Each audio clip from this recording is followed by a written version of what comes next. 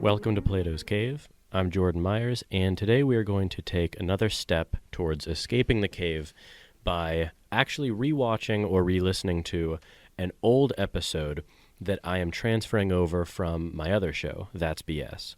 So, as I said before, this show is basically the new start to anything that I'm doing related to philosophy, and that show is continuing to be a political show, a show about society, culture, a more laid-back discussion show. So this is an episode that I had previously done on That's BS, but I think it's relevant to this show and its topics, and so I'm going to carry it over. So here it is, and I hope you enjoy this episode. Welcome to That's BS. I'm Jordan. I'm Adam. I'm Brian. And today we are doing an episode on Aristotle and his virtue ethics. So before we begin, I don't know, I think I'm predicting that you guys will enjoy this episode and this topic. Because so basically in the realm of ethics, people generally tend to know three different ethical theories. There are sort of three ones that people always know. The first is, we've discussed the two of them already. The first is utilitarianism or consequentialism. Those are kind of the same ones. And then another one is Kantian philosophy or deontology. And the third one is Aristotelian virtue ethics. So basically, if you've taken an introduction to ethics course, you know those three. There are obviously a lot more and a lot less, just a lot more. So basically, I don't know. I think the plan for this evening is to sort of just ramble through this as we please. I have a bunch of notes in front of me that we won't cover all of, but I think it's going to be a pretty casual discussion. A lot of this is extremely personal and applies to everyday life in a way that sometimes Kantianism and consequentialism don't. I think a lot of times they appear pretty cold and pretty calculating and pretty explicitly they state they're impartial. So this does sound fun. Yeah, no, I think this is going to be a good deviation from a lot of our usual ethical topics. So, all right, the logical place to start is just for context, Aristotle was the student of Plato, who was the student of Socrates, and Socrates obviously came right after the pre-Socratics. And we're talking about a time period, I believe, in 400. So Socrates was in 400 BC. So Aristotle is in the mid 300s BC, I have to assume. I don't know the actual dates, but just to contextualize it, this is what we're kind of talking about.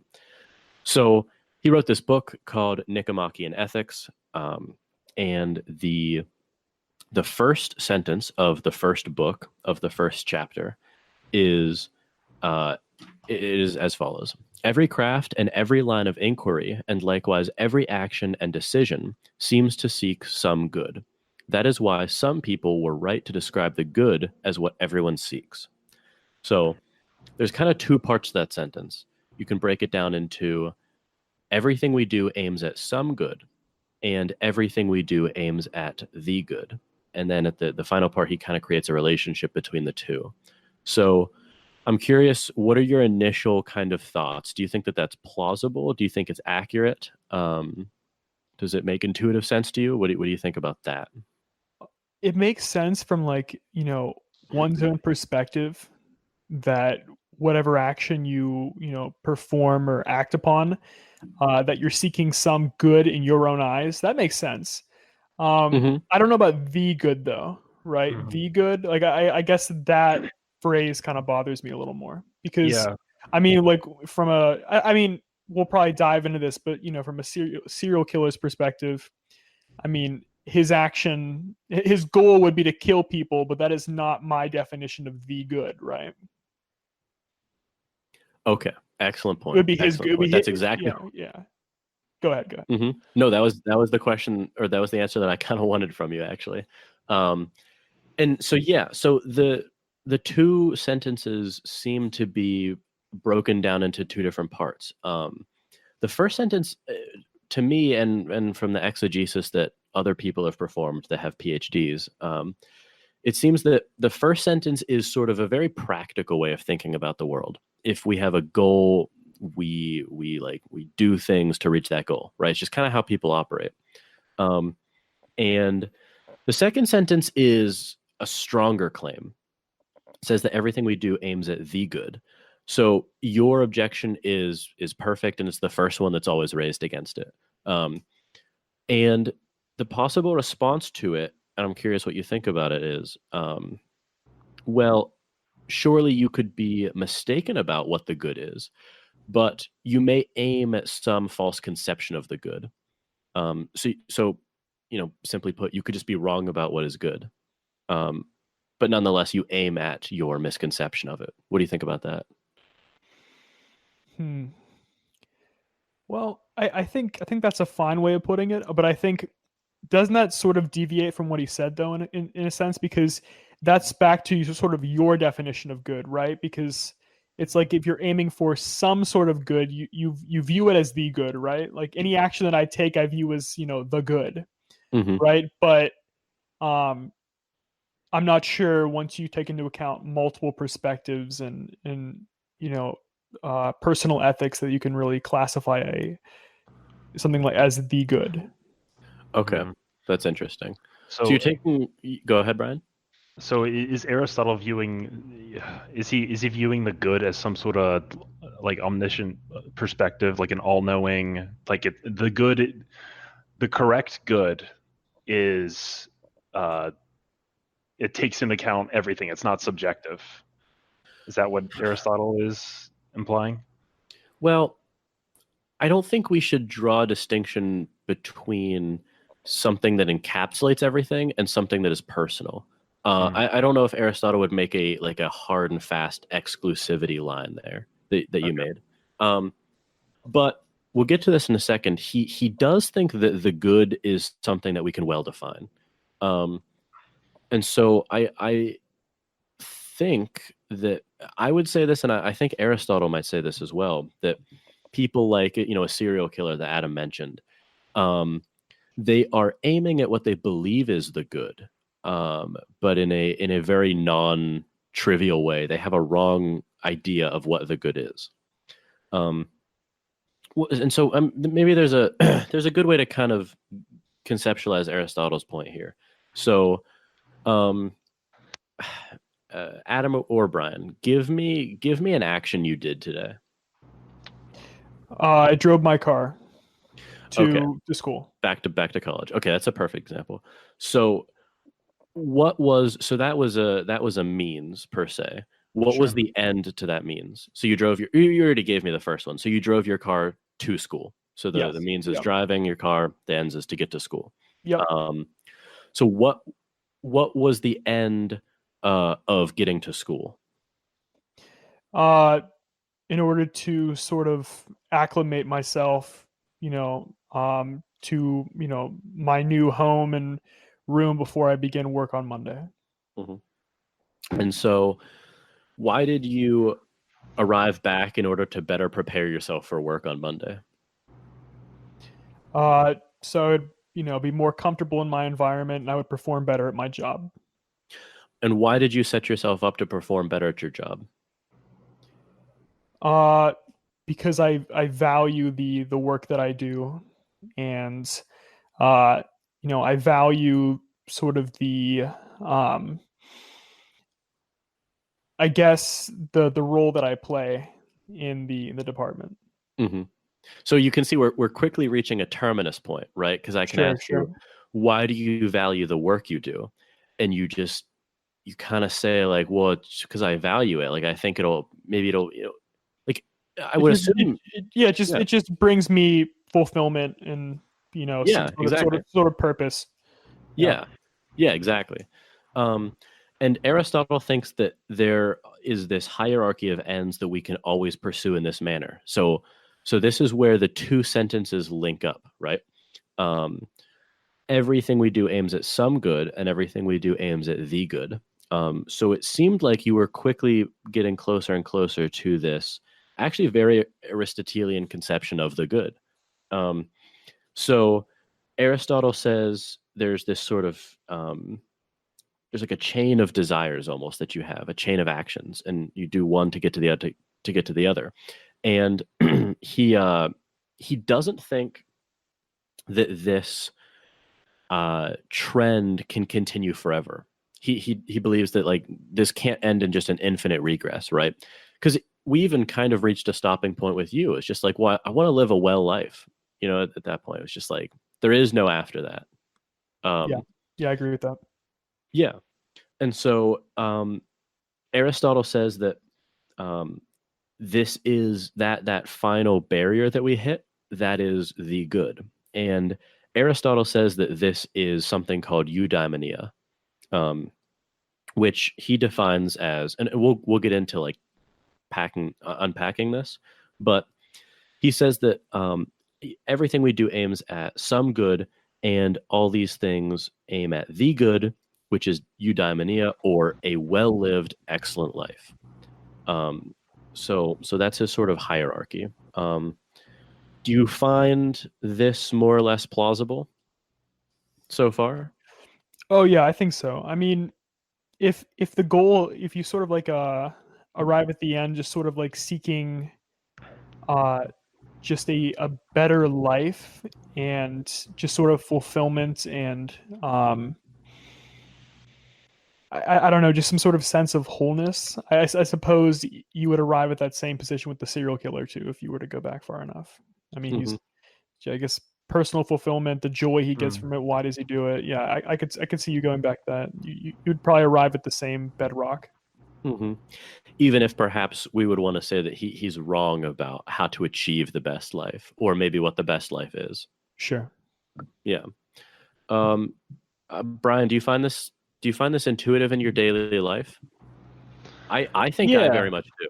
Yeah. I think so. So even if you're doing something that is overwhelmingly negative, there is rhyme and reason for why you did that. That is usually, correlated with some sort of, positive emotional gain. So I'm trying to think so the counter example that would defeat this is something that would be purely negative, but it almost seems to fall like, why would you do something for no reason kind of deal? Because it feels like that reason is the good that he's describing. So exactly. Good point, Brian. No, you guys are giving me like the perfect answers to these questions so far. That's exactly a point that comes up, Brian, is, well, so Adam raised the first objection, you perfectly raised the second one. Well, what about someone who does something for just pure evil? And it kind of goes back to Adam's example. Even someone who did something that we would consider bad or wrong in an objective sense, like a non-trivial sense, they're acting for the same reasons we do. They don't have a good hold on what would actually make them happy in a fulfilled way, in like an Aristotelian way. Yeah, that's a perfect response. So, I mean, is it possible to imagine a person that is purely, I guess, purely masochistic, that their only goal is to, I guess, achieve total unhappiness? I mean, like it would be like, it's sort of a weird thing to say though. Like their only goal is like fulfilling the goal. You know what I mean? Yeah. To have the goal is like it intrinsically, like you have a greater thing you're trying to work towards. There's some sort of satisfaction you're receiving from attaining that goal, right? Or working towards it. I just wonder if like you have like competing sort of aims, right? You can have like just like living a well life, but there's also like fulfillment, which fulfillment like might play a role in that. But I think there are a few things you can break it down into, right? I think fulfillment and happiness can overlap, but I think they are two different things too. I mean, like they're not, there isn't complete overlap there. So I wonder if someone could, I guess, aim for fulfillment in the sense that they're reaching their goal to achieve maximum unhappiness, but also, but the wellness of their life is, essentially zero. So even if they're meeting one goal, their unhappiness weighs out meeting that goal. I don't know. But I feel it would be ridiculous. It would be a ridiculous situation. I feel like an absurd situation. Yeah. I'm just throwing out hypotheticals here, just kind of just playing around with it. even with that hypothetical, I think that under Aristotle's description, I feel like both fulfillment and happiness would fall under that one cloud of good. So even if there is one, I think what you're proposing is like a situation where there's maximum fulfillment, but such negativity and like the happiness side that it's ultimately neutralized. Yes. That's kind of what I'm saying. I don't know. I'm just throwing out hypotheticals here. Just like, Yeah. It's exceptionally abstract. So it's hard to like think of a concrete example. Intuitively, I don't think that would ever be a case, because I don't think that. How about someone that like works all the time, like they're a workaholic and they work like, I don't know, let's say like 120 hours a week. Okay, something like ridiculous like that, right? Where they feel fulfilled in their work, but they ultimately live a miserable life. So I mean, at that point, we're sort of like weighing competing virtues, right? Or like what the goals are, right? Kind of. I don't know. You're sort of describing someone who's just like barely on either edge of just like some sort of crazy net neutral life. It's like I don't know. It's just like a very strange. Yeah. No. I'm just trying to probe this model. You know what I mean? Just kinda, I don't know. This is, you guys are actually just being a perfect co-host right now, because every single thing you've said has been exactly what I want you to so far. Good to hear for the first time. Yeah. You've been a good dog today. So Adam, this exact objection got raised in the class where I was learning this, and I think we can all recognize the sort of very real practical possibilities of this type of person. But even if this type of person did exist, I remember the response that my professor gave was, fine, I can grant the possible existence of this type of person, but I'm speaking as my professor at this point, but I don't think Aristotle could find this person intelligible. Like I cannot. It's sort of like at the bounds of my reason. Do you know what I mean? Like, I think, yeah. Well, I think because a person that would act in such a way would act like implicitly without reason, because it's the reason is like the metric by which we. I mean, it feels like the reason behind what we do anything is working towards that ultimate good that Aristotle is describing. So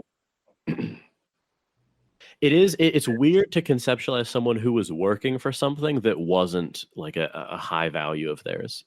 It is very strange. Yeah. How about like the other end of the spectrum though, for like sort of balancing fulfillment and happiness though? How about someone that's just purely hedonistic, right? That they're achieving no fulfillment in their life, but they're living a life of pure pleasure, but ultimately they feel unfulfilled. Yes, that's a great example. So Aristotle is going to say that there's definitely different aspects of a well-lived life, and you're pointing out, well, what if someone had a totality of sort of like one aspect, but was just totally bereft of another aspect. And it's definitely, at least theoretically, possible. And Aristotle, I think, would say that that's fine. This person just simply isn't living the best life they could live at that point. They're probably living if you're hedonically satisfied all the time, you're probably not living like the worst life imaginable, but you're probably, like, even by your own standards, not living the best life you could. Reasonably speaking. Sure. Right? Sure. That makes sense. Yeah. Okay, excellent. So let's get into defining this term that we introduced, eudaimonia.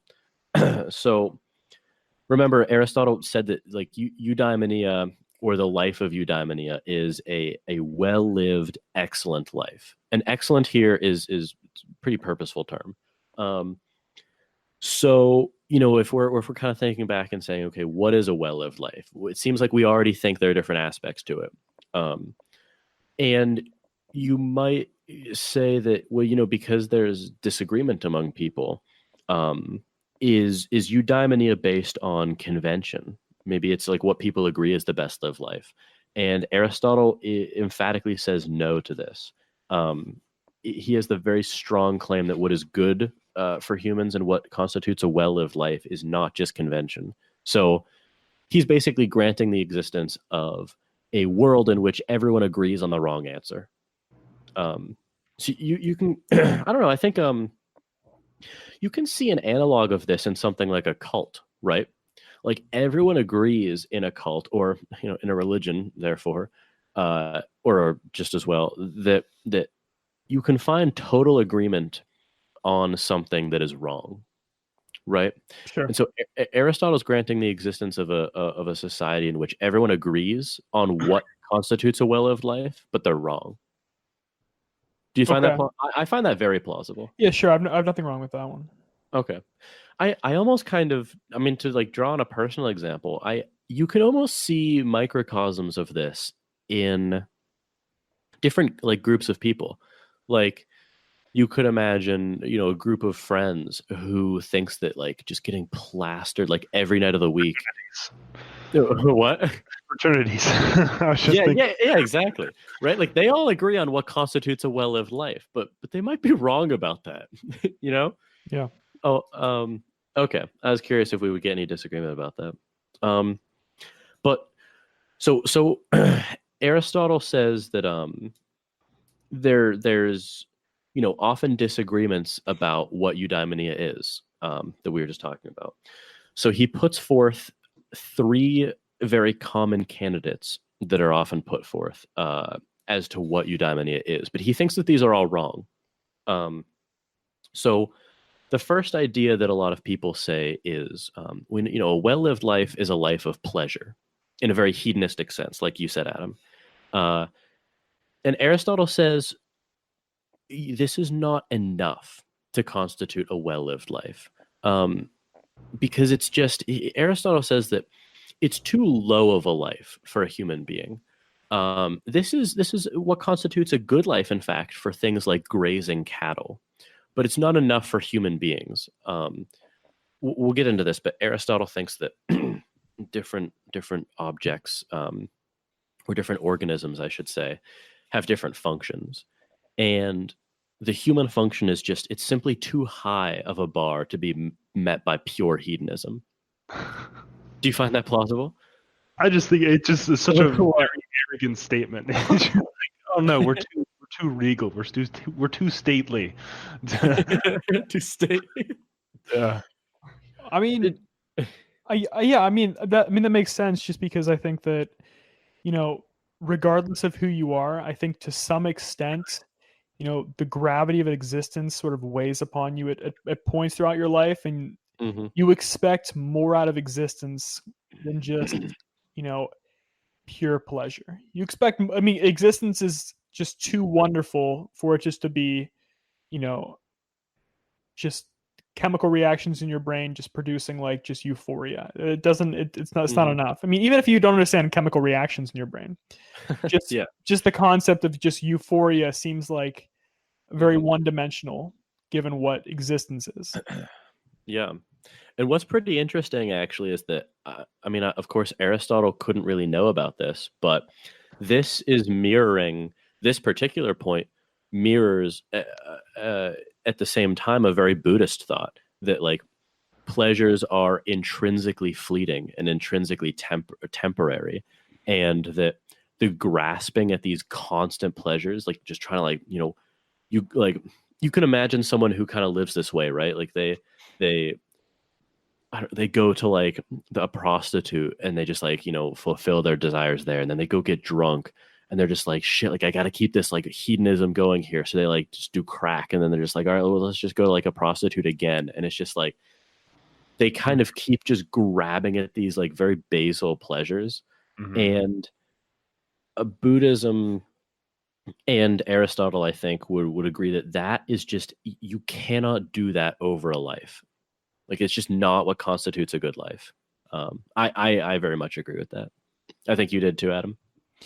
Yeah, I'm just thinking about it right now, whether that applies to everyone. Because obviously Aristotle was a highly intelligent guy that spent most of his life thinking about the nature of existence. So obviously that pure pleasure wouldn't fulfill him, or wouldn't meet his his criteria for a good life. But I'm thinking about someone that, I don't know. And what about someone that just doesn't think about their own existence at all. Yeah. And just sort of enjoys living in the moment entirely. You're imagining someone who more and more closely approximates an animal. Well, a non-human animal. Sort of. I mean, like because I mean, if you think about just like, I don't know, people who associate. I mean, this is gonna sound bad, but people like think of like, Just I like don't know. Trump supporters. No, Let's bring this to Trump, no. please. But just like the hedonism like portrayed like in rap culture, right? Mm. Like so like the rappers themselves have the fulfillment of of producing great music and having a great following, and just they're really invested in their own work. But they're also surrounded by lackeys who just partake in all the drugs and like the pleasure, and just they do none of the work. Yeah, exactly. And you think about those people, and it's like, am I in a position to say they're all necessarily unhappy? I don't know if I can say that. So go ahead, Brian. No, I wasn't actually going to say anything. I was just kind of mumbling over. No, I wasn't. I was just. I don't know. Yeah, no, it's fair. So I don't know.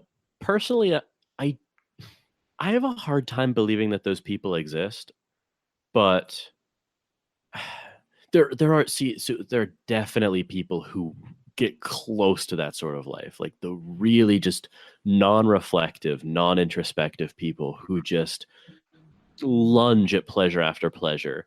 Yeah. And I don't know that any of us have ever had contact with them. That's how like rare they are, though. Yes, yeah, and the privilege we've grown up with as well. So yes, I agree. And also, I don't think that it's really just practically possible to sustain that sort of life. Even if you are that type of person, I don't think those sorts of lives get cashed out very often. Let's talk about Las Vegas. Yeah. This is exactly. This is a perfect example, Brian. Yeah, we talked about this in a podcast already. Yeah. What's interesting about Las Vegas is it's accepted and actually expected that you kind of are only in it for the basal pleasures. Yes. And what about the idea that people like to go to Las Vegas, and most people know that they're going there for those basal like when we got on that elevator that one time, and we were just kind of silently like sitting there with our luggage. There's like these two women that were just like also get on the elevator with us, and they were like, "You guys ready to party?" And it was just like, it was the saddest thing from like a third person point of view, but like from their eyes, they were probably like, "Hell yeah, I don't have to worry about fucking anything right now." Yeah. So it's just, I think it's interesting the counterexample of people, but even in that sense, like it's not a thing that people usually stay for. People go and then leave. Yes. The question is really, could someone live their entire life in the Vegas Strip and live a well-lived life? I think the answer to that is no.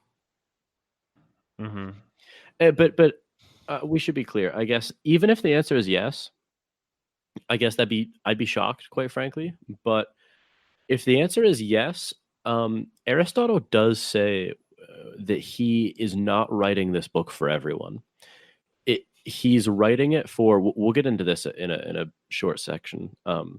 He says that he's writing this for people who already have a contemplative or a philosophical bend to them, like the people. I guess I don't want to sound too like self-congratulatory, but the people like us in a sense. Do you know what I mean? Yeah, I agree. Yeah. So, okay. I think we sort of agree that the life of only pleasure is not enough. So then Aristotle says the second idea that people put forth is the life of honor. And he says that this is also not enough. And the reason for saying this is that honor is located in those who are honoring rather than the people who are honored. But the good of a person must be intrinsic to him. So what he means by this is that like when you try to be honored or an honorable person, you're sort of looking for this. You're looking for a reaction from other people around you, right? Sure. But But Aristotle says that the thing is that we don't want to be honored or seen as honorable by just anyone, right? We want to be seen as honorable by the people who are discerning and actually know what constitutes good. So the real goal that Aristotle says that we want to have in this case is being someone who ought to be honored, not actual honor. Do you get the distinction there? Yeah. I find that to be very true, because like yeah, I mean, I think it's very self-explanatory, and I think it's pretty it's a good point. So then he moves on to the third idea, that a well-lived, excellent life is a life of wealth, and he says that this is not enough either, because the life of money and the life of wealth is never chosen for itself. It's always chosen. Actually, it sort of collapses into a life of pleasure or a life of honor. Um, you're either making money so that people can see you making money, and you kind of have that like self-glorified position for yourself in your own mind, or you want to. It's an incremental goal, right? So it can't be like the good. It can't be what constitutes a well-lived life, because it's too incremental. Like you want to get money so that you can get just sort of maybe unlimited pleasures or something like that. But for the same reasons we discussed, the life of pleasure is also not enough. What do you guys think of that one? Yeah, I mean that seems fair. I mean, I think getting money can also be used for other ends, but I think those are outside the three you just named, right? Like that would be, it could be, I don't know, you want to have money to provide for your family properly, right? Mhm. So, and Mhm. and why do you want to do that? I think that takes you somewhere different than the three you just mentioned, but I don't think money necessarily has to devolve into honor or pleasure. Okay, that's fair enough.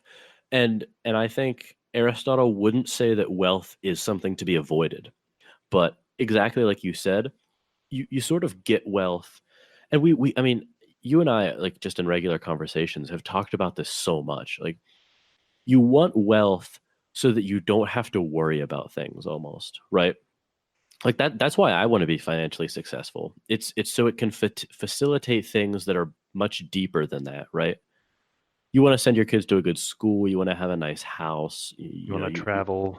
exactly, yeah. So it's a very incremental goal, which Aristotle is he's not saying that it's bad. He's just saying that it's not the chief good of life, Yeah, right? it's not an end. Yeah. Exactly. It's an incremental end, yeah.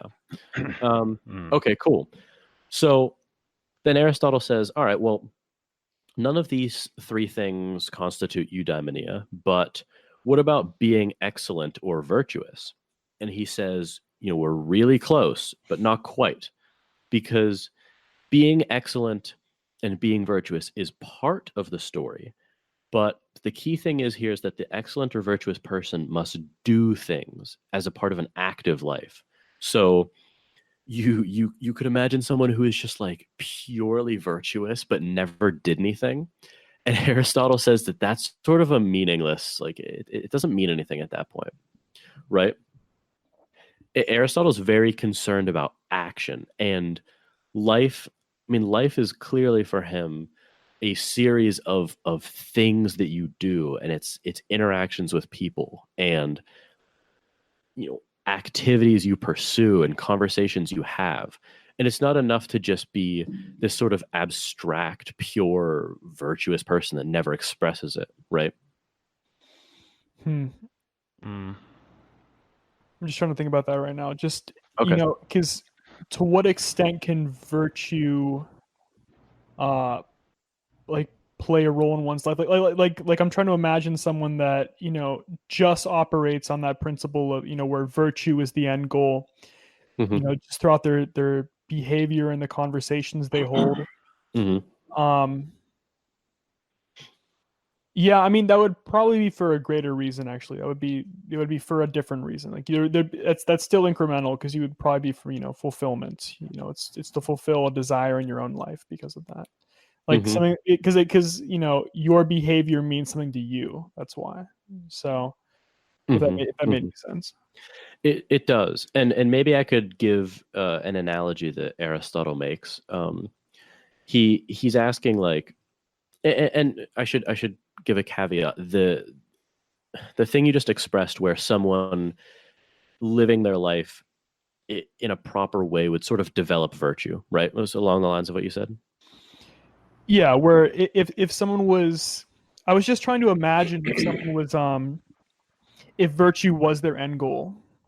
Yes. If they were just operating purely with virtue in mind and moral behavior, Hmm. um and I think if you just think about that situation, then yeah, that moral and virtuous behavior is for a greater reason itself. Um, yes, and I was going to add as the caveat that that life would be a life of a lot of action. And it would be this. We'll get to this in a second, but it would be a life of cultivation of virtue, right? You would be acting in a way that was continually, you were trying to be a more and more virtuous person. So that sort of life seems to me to be steeped in action, right? Or you could be a person that just is, I mean, whatever position you find yourself in, you could be as virtuous as you could be given the circumstances.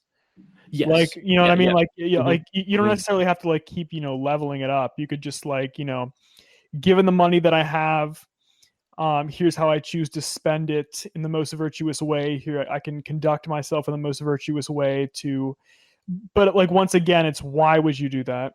And I think it's for Yes. it's a bigger reason than just virtue itself. Yes. Yes. Okay. Mhm. This is good. So now we'll move to, I guess, the part that we've been kind of hinting at for a while, um, which is there. This gets a bit terminological, but um, Should Donald Trump build the wall? That's what I've been building to. Aristotle's answer, yes. 1,000 times yes. And 1,000 times higher. uh, okay, so this is good. So we've, especially with Adam's recent comment, we've been talking about virtue, right? And so Aristotle says that a big part of this life that Adam already kind of touched on is acquiring virtue of character. Um, and I guess the natural question that Aristotle asks in his book is, are people born with virtue of character? Um, or, well, I'm sorry. Maybe we should actually back up. I was trying to skip through a few things. Oh no, I didn't. I'm sorry. I was reading my pamphlet backwards. We're on the right track. Um, I did that thing where I forgot which way it was supposed to be flipped afterwards. Um, no, okay, we're on a good track. So it's interesting. This is sort of the nature nurture debate, but in Aristotle's times. So he's asking, are people born with it or do they acquire it? And Aristotle says that virtue is acquired by training, cultivation, and habituation. And he draws an analogy, which I think is pretty interesting. So if you are, um, an artsman or a craftsman or someone who's learning a skill, right? And you're trained poorly and you practice poorly, well, then you're going to end up a pretty poor craftsman, right? Like if you're learning how to fence or something, Sure. and you're taught pretty poorly, you're taught bad form, bad striking technique, and then you practice poorly. You're kind of sloppy. You don't really give a lot of effort. Well, when it comes time to engage in a fencing match, you're going to be a pretty bad fencer, right? Sure. Well, Aristotle says that this is directly analogous to virtue or developing character or developing like virtue, right? Um, he says that practicing being brave in a situation of fear will make you actually brave, and the same is the case with practicing cowardice. So if you're over the course of your adolescence, you're growing up, and you're kind of you're taught to run from your problems, and you allow that to kind of develop into a part of who you are. It's pretty clear that you're probably going to be a pretty cowardly person for the rest of your life, right? Sure. Okay. Well, yeah. This doesn't solve the nature versus nurture question though. Mm-mm. Okay, good. No, good, no, it doesn't. Good. I was just saying, no, of course not. And I think Aristotle would concede that there are dispositions that people clearly have. I was gonna say, because like all the examples you gave are just sort of like they'd be begging the question at that point. Of Just course, like it's like Yes. it's like these are clearly nurtured because how Yes. you learn how to fence if you don't No. practice. Okay, go Yeah, ahead. no. What a great fencer. Yeah. I was Came gonna out of the say, womb with a sword. yeah, I was gonna say it's not perfectly analogous to that situation, He but just lunges out of the womb. Yeah, Unga. no, yeah, okay, no, I'm okay then. I'm okay. The doctor tries to spear him with a syringe. He just fights him. Yeah. Yeah, no. Aristotle does not in any way deny the existence of predispositions. We should remind the audience that he is writing about this in very pre-scientific times, not pre-scientific, but pre-modern understanding. But do you recall a few minutes back I said that Aristotle isn't writing this book for everyone? He's writing it for people who are sort of like us, right? Sure. He, in a way, he's almost writing this for the people who are the ones that will tend to find it, right? Mm-hmm. The ones who are concerned about, like, well, what does constitute a good life? And he maintains this selective audience because of what I just said, that Aristotle places a huge amount of importance on your upbringing because of everything I just said. And this is interesting. I'm pretty curious what you guys think about this part. So, habituation of developing virtue in youth is more about the how than the why. So it's more important that people are raised well. And once they are raised well, we don't really care why they were raised well, but once they are, and they're people of introspection and philosophical interest, then they're at the point where we want to engage with them in theoretical reasoning, right? Sure. Do you agree with that? Yeah. I find that is a very accurate description of the way I tend to interact with people. Like if I meet some guy who's just a total asshole, like I don't really care why he became that. It's more of just like, all right, let's move on from this individual. Yeah. Sure. Yeah. Okay. So Teddy in the comments is talking about a meat vehicle. I just find that funny. I'm sorry. I haven't been reading it because I'm trying to talk to you guys and follow the notes I have. But it looks like an interesting debate actually in the live chat. I'll read it afterwards. But so okay, so at this point we're agreeing that this discussion is not for everyone, right? But it's for the people who want to become virtuous, who want to live a good life, who want to do the right sorts of actions. And Aristotle says that, okay, at this point then it's sort of logical to ask, what are these virtues that we're talking about, right? And there's three parts to them. And I want to see if you guys agree with all three parts or only some or what. So in defining what is the right action, there's three parts to that. The first is that one should act according to the correct prescription. This basically means that you know what you're doing is the right thing to do. I find this very intuitively plausible. Can you repeat that for clarity? Sure. So The Aristotelian term is one should act according to the correct prescription, which basically means that it's not it's not as important that you do the right thing.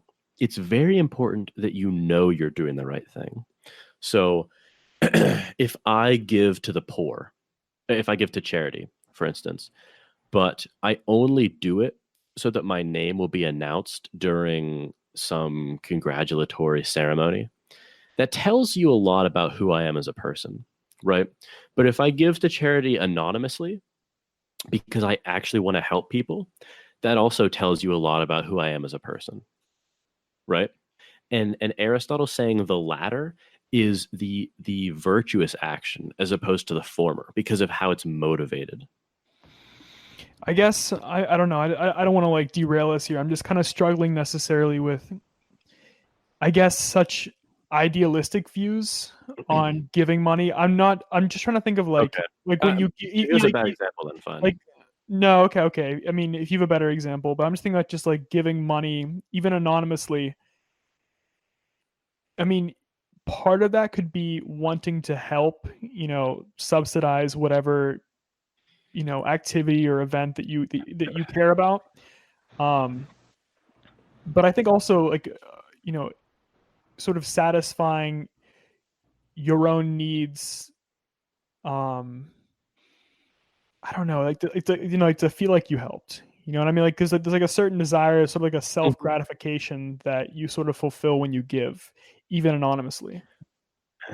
That's fair. And to be honest, I actually probably gave you a pretty bad example because what I should have said is that, so you know what, I gave you a pretty bad example. Here's the problem. So it means that, so I'll repeat it. So you are doing the right thing.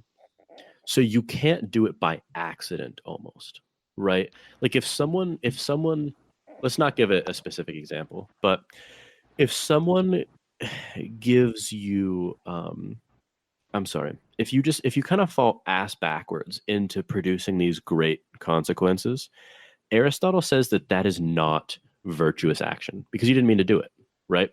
Sure. You have to intend to do good for it to be. Sure. Yeah. Okay, good. That was wholly my fault in the explanation. Okay. So the second part, and this is the interesting one for me, I think.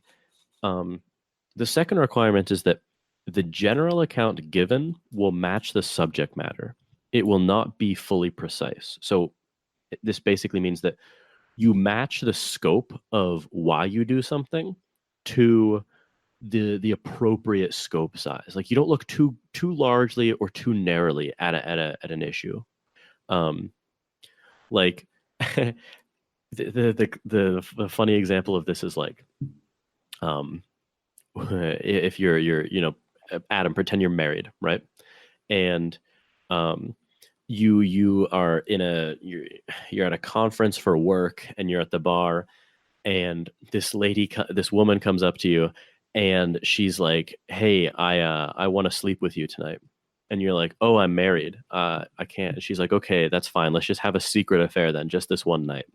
So if you sat back at the bar, you kind of said, just give me a few minutes here, you like reasoned from first principles here, you're just like, okay, like I probably believe that like it's best to maximize like well-being for people. Like, she's pretty hot, I probably won't get caught, but like I want to be faithful. Doesn't it seem to become like a pretty strange project at that point? Sure. You're like, I would find that a pretty strange person. Like you would want to be in a relationship with someone who just said no. Sure. Right? Be out of like loyalty to their wife, because hopefully they don't really want to that badly. They're in a great relationship. Those kind of things, right? Mm-hmm. Does that make sense to you, Brian, who's actually in a relationship? I don't know why I put that. Makes great sense to me. Yeah. Like, well, I'm asking you, like, your significant other, would you be upset? I have to assume that you'd be upset a little bit if you knew that the only reason why she didn't have a little something on the side was because she like sat back for a few minutes and reasoned from first principles and determined that on balance it was the wrong thing to do. We'd be done within the night. Yeah. Okay. So okay, that's interesting. So then, okay, here's the third part then. The actions that are excessive or deficient produce poor states of character. So that's another way of saying this is the most famous part of Aristotle, the doctrine of the mean. Have you guys heard of this at all or no? No. Back in high school. Okay. So um, it's a pretty simple idea. Basically, Aristotle says that character traits are a spectrum, and there is a point of deficiency and there's a point of excess. So, for instance, a character trait could be how brave or cowardly you are, right? So, um, bravery is the character trait in this point, and in excess of bravery would be something like brashness or carelessness, right? And a deficiency of bravery would be something like cowardice, right? Mhm. And Aristotle says that the the correct midpoint can be different for different people. And Adam, this goes back to you were hoping that Aristotle acknowledged the point that we all have different dispositions. Sure. This is where that comes out. So Aristotle says that the point of virtue may be different for each of us. It might not be at the 50th percentile for every character trait, right? Um, but it's somewhere in the middle for all of us between excess and deficiency. So he defines virtue as these mean points and vice as the extremes in excess or deficiency. And he grants the caveat that there are some things, for instance, that do not occupy a spectrum. Things like murdering innocents. It's not a spectrum. It's just wrong. Um, or rape, for instance. That's just wrong. It's not a spectrum in that case. But those are more individual actions and not character traits. So it's a different topic. But do you guys find that plausible as well?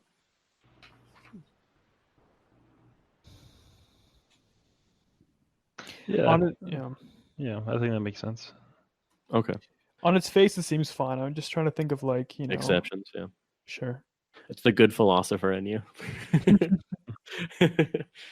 um, how about bad character traits? How does this model sort of play into something like I mean,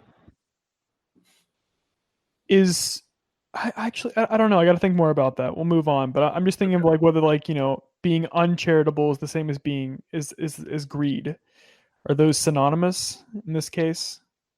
So you're saying so would greed just be a deficit of charitability?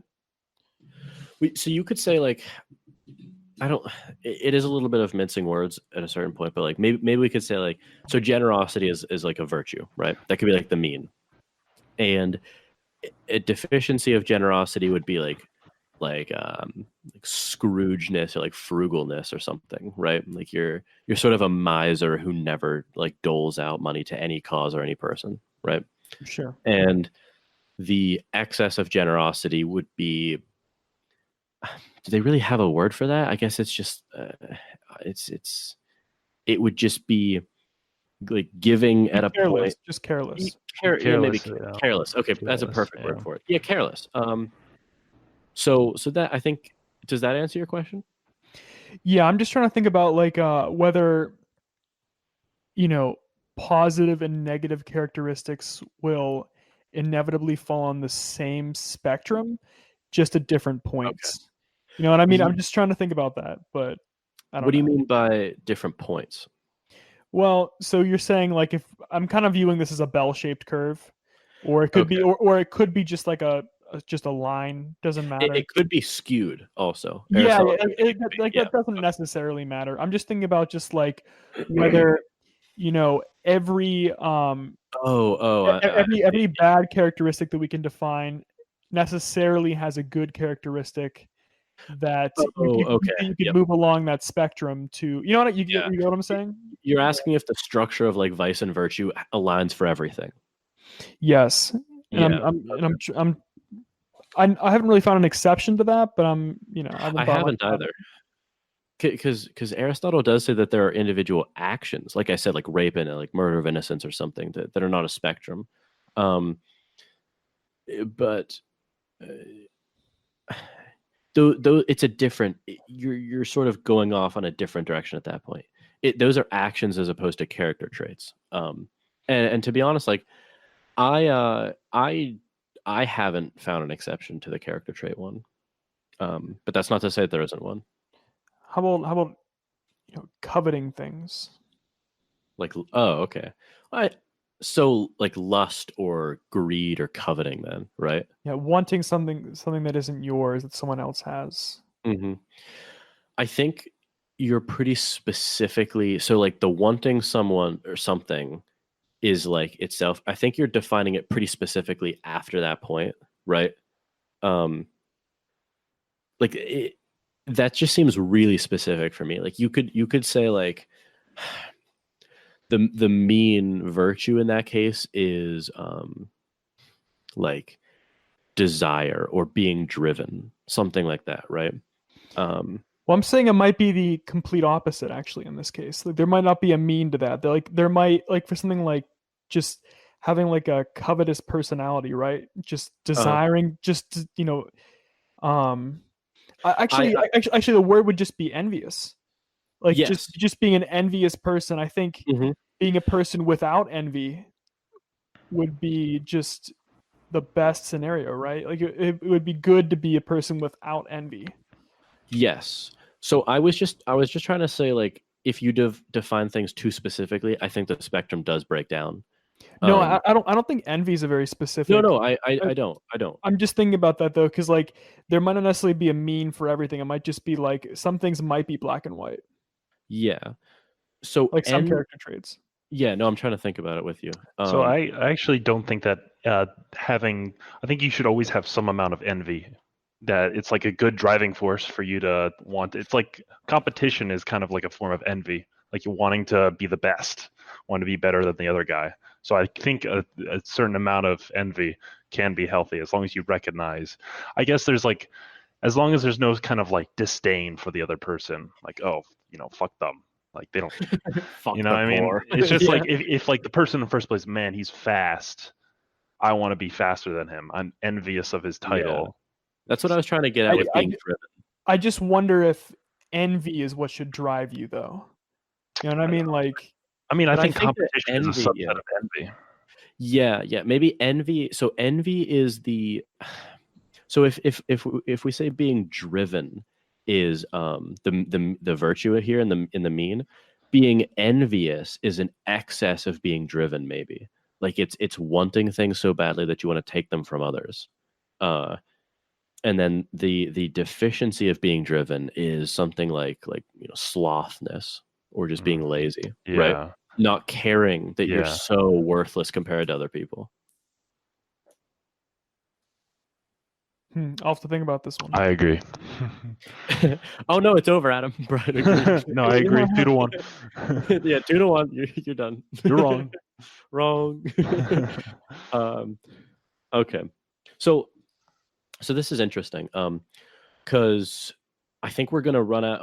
Unfortunately, we have a hard stop date or a stop time for this podcast. But so virtue of character is something that is very much a part of a well-lived life, and another part is having the quality of phronesis, which is known as practical wisdom or prudence or being sensible or having foresight, etc. It's a virtue of the rational part of the soul. So it is. So there are three parts to this as well, and I'm curious if you guys think this is valuable as something like virtue for a well-lived life. So there's three parts to having the quality of phronesis. it's being a good deliberator, it's having good discernment, and having good sensitivity. So I'll define them quickly. Um, Having good deliberation means that you deliberate about the sorts of things that make life good in general. These are kind of defined as mid-scale actions. Things like general household management, um, monetary, having good wealth management. It's sort of like those things that are sort of prerequisites for a good life. Sort Sure. of those things. It's sort of those things. It's like the things that are the base level for like where you grow from, Um, and then there's discernment, which is understanding practical matters or something like comprehension. Um, and it's the ability to form correct judgments about like general like plans or it's I almost view it as it's sort of like being able to navigate a world of facts effectively. Mm-hmm.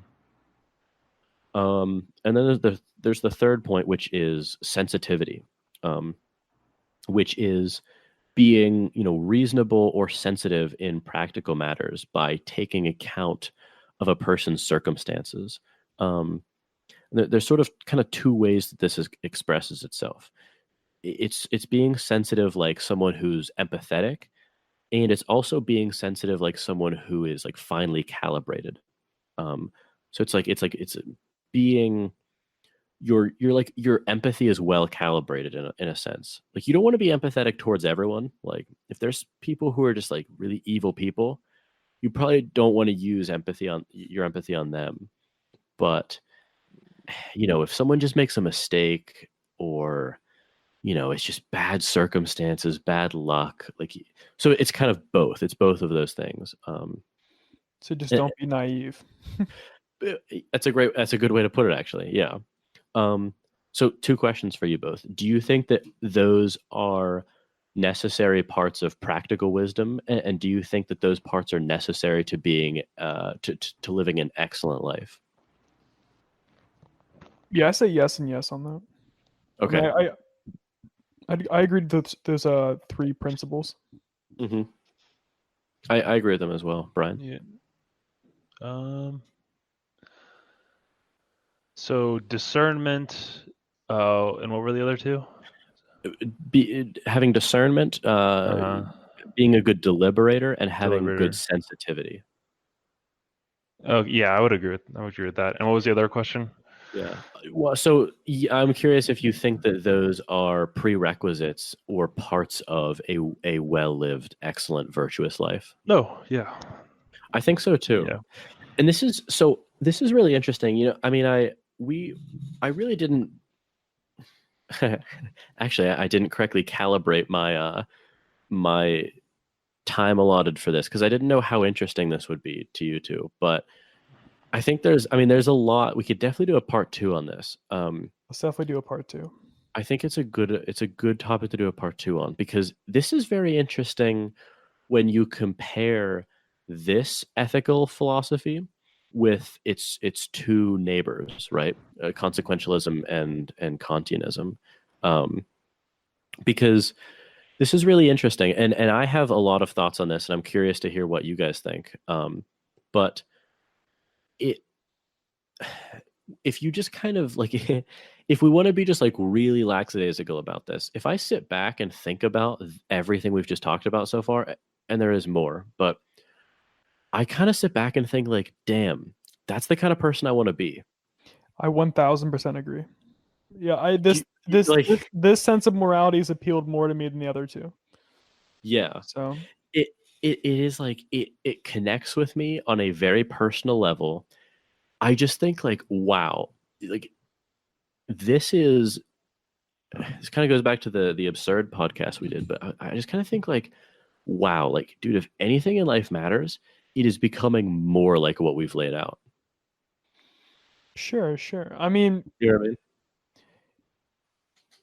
yeah, I think one of the I don't want to get sidetracked here because I'm just kind of thinking out loud here, but I think one of the only parts this misses but I mean, Aristotle acknowledges it, but Mhm. I guess one of the only parts I feel like this moral framework misses is the fact that like we may not know like which virtues like are worth maximizing necessarily, Mhm. or like to what extent, you know what I mean? So I feel Yeah. like, you know, I don't know, consequentialism or whatever would better explain like maximizing human well-being or whatever. You know what I mean? 'Cause, like Yep. Hmm. that's a better way of abstractly Abstract. looking at it. Yeah. But I don't know. But this seems to play a um I guess a better role in how you sort of personally conduct yourself. Yeah. No, So you're touching on like very interesting things that I would really like discussing in a part two, which I think we should have one. so I haven't been very coherent tonight, but here's but here's You've been great. but here's what I'm kind of thinking though. I'm thinking like Okay. this plays very well on a personal level, but I think, you know, consequentialist view plays really well on sort of like a societal level. This So is you guys have gone above and beyond in the answering questions, because that question, Adam, is exactly what I've been thinking about in terms of how this squares with consequentialism. yeah, Um, okay, I think this would be an excellent two-part series. So we can definitely, this will be, we'll do a part two on this soon. Um, cool. but yeah, I don't know. I just like this really like this is so much more impactful for me than a lot of other on like a very personal level than ethical theories. I just think like I don't know, like I said, like this is who I want to be. Everything about this. Sure. To close out, can you think of anything that you value besides consequentialist terms? We'll do that in a part two. That was not encapsulated by what we talked about.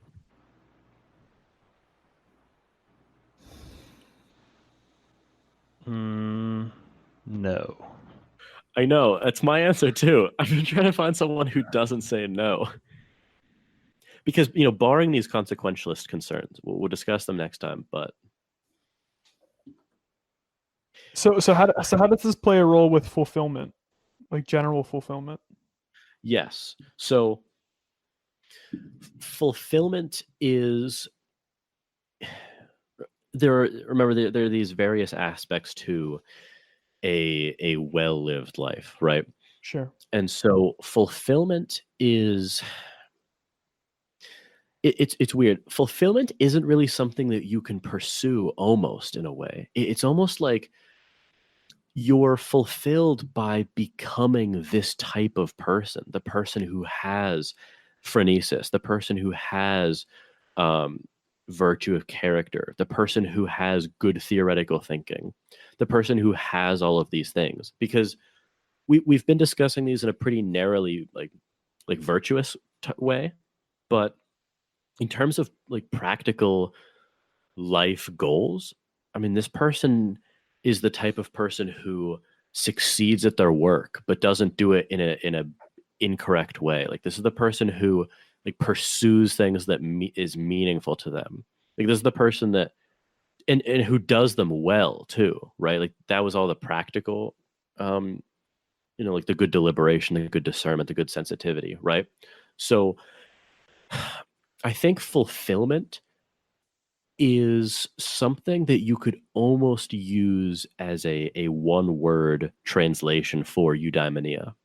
I once you laid it out that way, I 1000% agree. Actually, it makes a lot of sense because I'm like imagining a position in which I'm fulfilled. I'm like, well, it's where I'm finding the mean along that spectrum where I'm, you know, Exactly. Yeah. maximizing those virtues, and I'm like, oh, okay, that makes sense. I mean, that Exactly. makes Yeah. sense. That makes No, sense. I totally agree.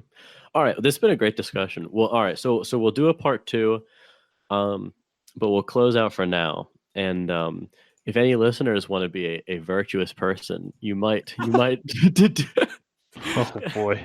you might deduce that if you value these conversations that we have and the podcast we put out, you can directly support us by going to patreon.com/that's BS. If you want to find out more about the show, you can go to that'sbs.fireside.fm. That's our website.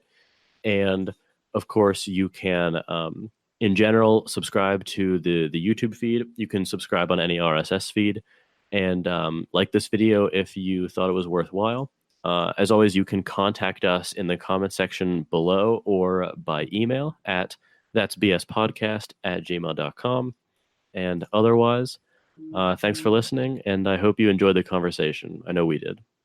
So with that, thank you for watching, and tune in next time.